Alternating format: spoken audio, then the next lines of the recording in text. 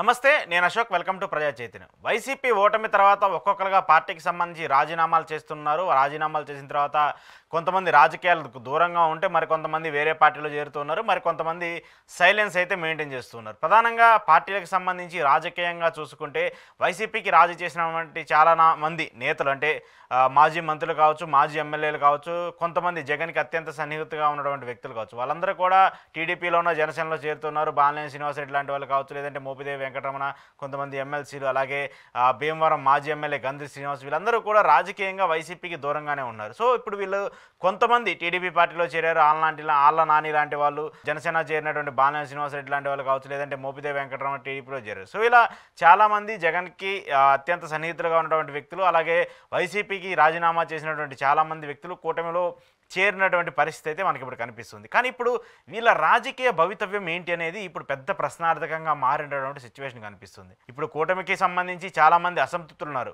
ఒక విధంగా చూసుకుంటే కూటమిలో 3 పార్టీలు ఉన్నాయి. ఈ 3 పార్టీలోనే వాళ్ళ మధ్యలో విభేదాలు వస్తూ ఉన్నాయి. మొన్న జరిగినటువంటి ఎమ్మెల్యే కోట, ఎమ్మెల్సీ స్థానాలకు సంబంధించి సీట్ల ప్రకటనప్పుడు కూడా వాళ్ళల్లో చాలా ఇబ్బందులు రేకెత్తిస్తూ వచ్చాయి. మాకు ఇవ్వలేదు అంటూ కూడా కొంత అసంతృప్తి వెళ్ళగక్కినటువంటి పరిస్థితి కూడా ఉంది. ఇలాంటి నేపథ్యంలోనే ఇంకా వైసీపీ నుంచి ఎవరైతే కూటమిలోకి వచ్చినటువంటి వ్యక్తులు ఉన్నారో వాళ్ళకి రాజకీయం ఎలా ఉండబోతుంది, వాళ్ళ రాజకీయ భవితవ్యం ఎలా ఉండబోతుంది అనేది ఇప్పుడు పెద్ద ఎత్తున చర్చనీయాంశంగా మారుతుంది. ఉదాహరణకు బాలినేని శ్రీనివాసరెడ్డి ఎపిసోడ్ని మనం ఒకసారి పరిశీలించుకుంటే, బాలినేని శ్రీనివాసరెడ్డి చాలా సీనియర్ నేత, ప్రకాశం జిల్లా రాజకీయాలకు సంబంధించి చాలా ఇంపార్టెంట్ రోల్ ప్లే చేస్తున్నటువంటి వ్యక్తి. సో అలాంటి వ్యక్తి జగన్మోహన్ రెడ్డిని వ్యతిరేకించి వైసీపీ పార్టీకి రాజీనామా చేసి జగన్మోహన్ రెడ్డి మీద చాలా ఆరోపణలు చేసి ఆయన జనసేన పార్టీలో చేరారు.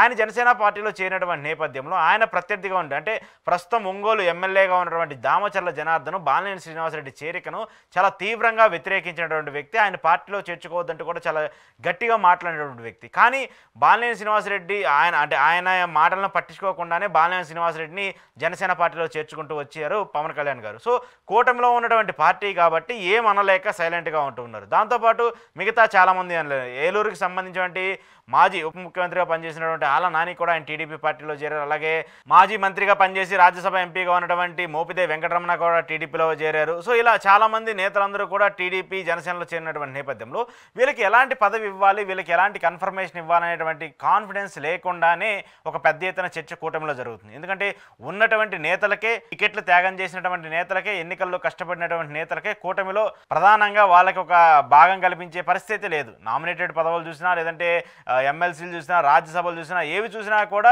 ఇంకా మాకు రాలేదనే అసంతృప్తిలో చాలామంది నేతలు ఉన్నారు. అటు టీడీపీకి సంబంధించి ఉన్నారు, జనసేనకి సంబంధించి ఉన్నారు, బీజేపీకి సంబంధించి ఉన్నారు.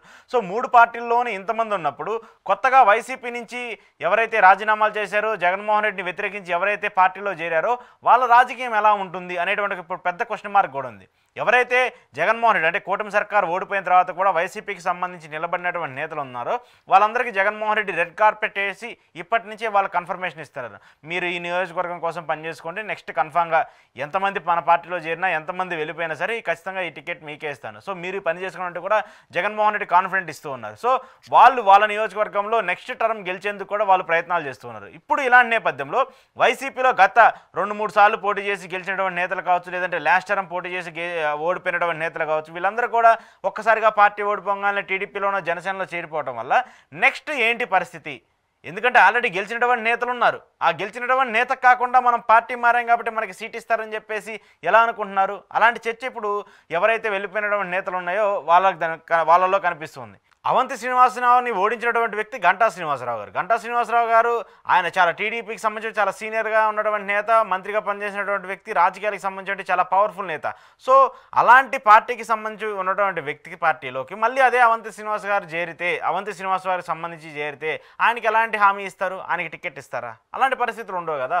సో రాజకీయ నేతలు 5 ఏళ్ళ రాజకీయం కోసమో, లేదంటే 5 ఏళ్ల కోసం మనం బాగుంటే సరిపోతుందని చెప్పేసి ఎవరైతే పార్టీలు దాటి, గడపలు దాటి వెళ్ళిపోయినటువంటి నేతలు ఉన్నారో వాళ్ళందరూ ఇప్పుడు పెద్ద డైనమాలో పడుతున్నారు. ఎందుకంటే కూటమిలోనే వాళ్ళకే పదవులు వచ్చే పరిస్థితి లేదు. మనం కొత్తగా వచ్చి తప్పు చేశామా, మనం అనవసరంగా జగన్మోహన్ రెడ్డిని విడిచో, వైసీపీ పార్టీని విడిచో తప్పు చేశామనేటువంటి ఒక మీమాంసలు పడ్డారు. ఎందుకంటే కనీసం వైసీపీ పార్టీలో ఉంటే సీట్ వస్తుందని చెప్పేసి ఒక కన్ఫర్మేషన్ ఉంటుంది. మనం 5 ఏళ్ల పాటు పనిచేసుకోవచ్చు, నెక్స్ట్ టైం గెలుస్తామని చెప్పేసి ఒక కాన్ఫిడెంట్ అన్నా ఉంటుంది.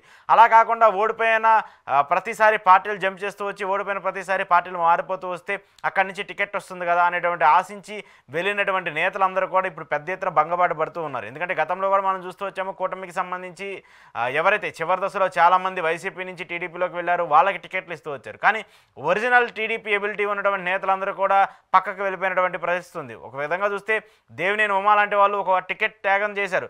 వర్మకి సంబంధించి వాళ్ళు టికెట్ త్యాగం చేశారు. వాళ్ళందరికీ కూడా ఇప్పటివరకు న్యాయం జరగలేదు. వంగవీటి రాధా టికెట్ త్యాగం చేశారు. ఇప్పుడు ఆయనకు కూడా ఎలాంటి న్యాయం జరగలేదు.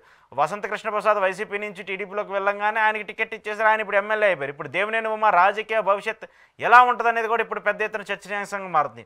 ఒక మాజీ మంత్రిగా పనిచేసినటువంటి వ్యక్తి, టీడీపీకి సంబంధించి ఒక లెగసీ ఉన్నటువంటి వ్యక్తి, ఒక పెద్ద సామ్రాజ్యాన్ని విస్తరించుకున్నటువంటి వ్యక్తి, అలాంటి వ్యక్తి రాజకీయ భవిష్యత్తు ఇప్పుడు పెద్ద ప్రశ్నార్థకంగా మారింది.